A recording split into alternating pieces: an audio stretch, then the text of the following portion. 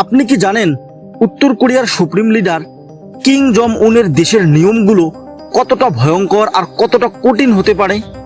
সেখানে আপনার ছোট্ট একটি ভুল সরাসরি আপনার জীবন কেড়ে নিতে পারে।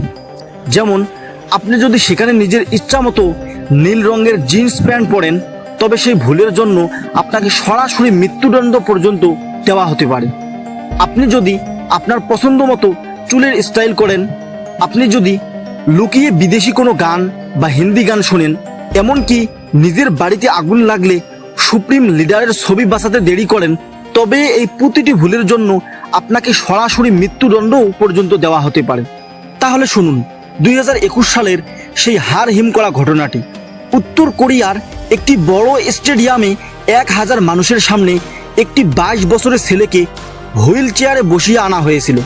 একপাশে তার মা দাঁড়িয়ে কাঁপছিলেন। হঠাৎ 3 জন সৈন্য এগিয়ে আসে এবং সেই ছেলেটির উপর মেশিন গান দিয়ে 9 বার গুলি চালিয়ে দেয়। ছেলেটি সেখানেই লুটিয়ে পড়ে। আর সবচেয়ে ভয়ঙ্কর বিষয় কি জানেন? ছেলেটি মারা যাওয়ার পর তার মা সহ সেখানে উপস্থিত সবাইকে কাঁদতে কাঁদতে হাততালি দিতে বাধ্য করা হয়েছিল। জানেন কি ওই ছেলেটির অপরাধ কি ছিল? সে কোনো খুন বা চুরি করেনি। তার অপরাধ ছিল সে লুকিয়ে দক্ষিণ কোরিয়ার একটি মিউজিক ভিডিও দেখছিল। মাত্র একটি গান দেখার অপরাধে যদি এমন নৃশংস সাজা হতে পারে, তাহলে ভাবুন সেই দেশের বাকি নিয়মগুলো কতটা ভয়াবহ হতে পারে। স্বাগতম আশ্চর্য দুনিয়ার আজকের এই বিশেষ ভিডিওতে।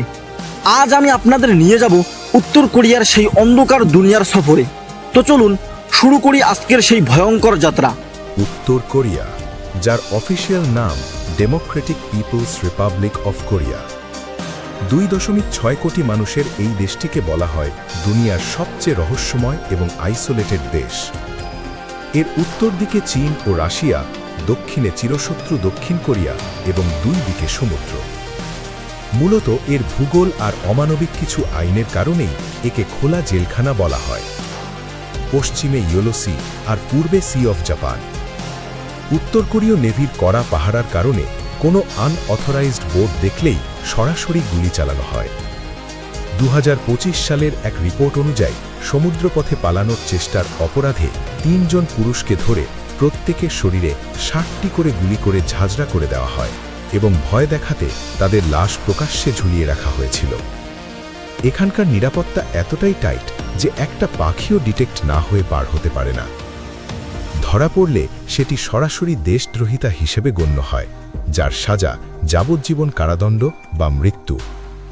উত্তরের বর্ডারে নিরাপত্তা কিছুটা কম মনে হলেও সেখানে পালানো আরও বিপত্তিকর। চীন ও রাশিয়ার সাথে উত্তর কোরিয়ার সামরিক চুক্তি থাকায় কোনো ডিফেক্টর ধরা পড়লে তাকে সরাসরি কিম প্রশাসনের হাতে সঁপে দেওয়া হয়। 2017 সালে এক মা তার সন্তানসহ চীনে ঢুকেও রক্ষা পাননি, তাকে ফিরিয়ে এনে মৃত্যুদণ্ড দেওয়া হয়েছে। উত্তর কোরিয়ায় এক প্রভিন্স থেকে অন্য প্রভিন্সে যাওয়ার জন্য সরকারি পারমিশন লাগে। অর্থাৎ উত্তর কোরীয়দের নিজের দেশেই ঘোরার কোনো স্বাধীনতা নেই। উত্তর কোরিয়ায় একটি শিশুর জন্মের সাথে সাথে তার কপাল লিখে দেওয়া হয় দেশটির অদৃশ্য নিয়ম সংবুন সিস্টেমের মাধ্যমে। এটি কোনো লিখিত আইন নয়, কিন্তু সরকারি ফাইলে আপনার শিক্ষা, চাকরি, থাকার জায়গা, এমনকি খাবারের পরিমাণও এর ওপর নির্ভর করে। এখানে মানুষকে 3টি ক্যাটাগরিতে ভাগ করা হয়। 1. Core class, the loyalists.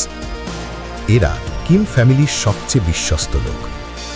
এরা রাজধানী পিয়ংইয়ংয়ে বিলাসবহুল জীবন কাটায়। সেরা খাবার, শিক্ষা আর চিকিৎসা এদের হাতের নাগালে। দেশের প্রায় 25% মানুষ এই ক্লাসে পড়ে। 2. ওয়েভারিং ক্লাস, দ্য নিউট্রাল ক্লাস। এরা সেই সাধারণ মানুষ যাদের সরকার পুরোপুরি বিশ্বাসও করে না, আবার সরাসরি শত্রুও মনে করে না। এদের পরিবারের ইতিহাস পরিষ্কার কিন্তু চমকদার নয়। এরা বেসিক সুবিধা ও সাধারণ চাকরি পেলেও সবসময় ভয়ের ছায়ায় বাঁচে, কারণ একটি ছোট ভুল এদের নিচে নামিয়ে দিতে পারে। 3. Hostile class. এটি সবচেয়ে ক্রূর অংশ। যদি আপনার কোনো পূর্বপুরুষ দেশ থেকে পালানোর চেষ্টা করে থাকে বা রাজনৈতিক অপরাধ করে থাকে, তবে সেই সাজা আপনার পরবর্তী 3 প্রজন্ম পর্যন্ত ভোগ করতে হবে। এর মানে হলো খারাপ স্কুল, কোনো ভালো চাকরি না থাকা আর আজীবন খিদেতে লড়াই করা জীবন। সংবুনের গভীর প্রভাব সংবুন এমন এক দেওয়াল যা দেখা যায় না, কিন্তু প্রতি কদমে রাস্তা আটকে দেয়। আপনি যতই ট্যালেন্টেড হন, সংবুন ক্রেডিট কম হলে হায়ার এডুকেশন পাবেন না। আপনাকে মজুর বানিয়ে রাখা হবে। 2009 সালে একটি শকিং কেস সামনে এসেছিল, যেখানে 2 বছরের এক শিশুকে যাবজ্জীবন কারাদণ্ড দেওয়া হয়, কারণ তার মা বাবার কাছে বাইবেল পাওয়া গিয়েছিল। শিক্ষা ও ব্রেন ওয়াশিং। ইউনেস্কোর পরিসংখ্যান অনুযায়ী দেশটির লিটারেসি রেট 98 থেকে 100%, কিন্তু এখানে এডুকেশনের মানে জ্ঞান নয়, বরং আনুগত্য শেখানো। সিলেবাসের ধরন, প্রতিটি টেক্সট বুকের একজনই হিরো, কিম ফ্যামিলি। কিন্ডারগার্টেন থেকেই শিশুদের শেখানো হয় যে সুপ্রিম লিডার তাদের কত ভালোবাসেন। প্রোপাগান্ডা, বাচ্চাদের সিরিয়াসলি পড়ানো হয় যে কিম ইল সাং হ্যামবার্গার ইনভেন্ট করেছেন, কিংবা কিম জং ইল গল্ফ খেলতে গিয়ে 11 বার হোলস ইন ওয়ান করেছেন। উচ্চশিক্ষা ও সামরিক সেবা, যাদের সংগুণ ভালো শুধু তারাই ইউনিভার্সিটির সুযোগ পায়। বাকি যুবকদের 17 বছর বয়সে 10 বছরের ম্যান্ডেটারি মিলিটারি সার্ভিস করতে হয়। মেয়েদের 30 বছর বয়স পর্যন্ত। গবেষণায় হস্তক্ষেপ, সায়েন্টিস্টদেরও তাদের রিসার্চ পেপারসে লিখতে হয় যে মহান নেতা কিম ইল সাংয়ের দেওয়া জ্ঞানের বদৌলতে এই খোঁজ সম্ভব হয়েছে। এই কৃতজ্ঞতা স্বীকার না করলে কাজ অসম্পূর্ণ ধরা হয়। বিনোদন যখন প্রোপাগান্ডা। উত্তর কোরিয়ায় এন্টারটেনমেন্ট বা বিনোদনও আসলে শিক্ষারই অংশ। সেখানে ইটস সো ফানি নামক একটি কমেডি শোতে হাস্যরসের ছলে সেনা সদস্যদের প্রশংসা আর জেনারেলের চাষাবাদ পদ্ধতির জয়গান গাওয়া হয়। স্ক্রিনে মানুষ হাসলেও ঘরে বসে থাকা সাধারণ মানুষ হাসে না, তারা জানে এটি কেবলই দেখানোর জন্য।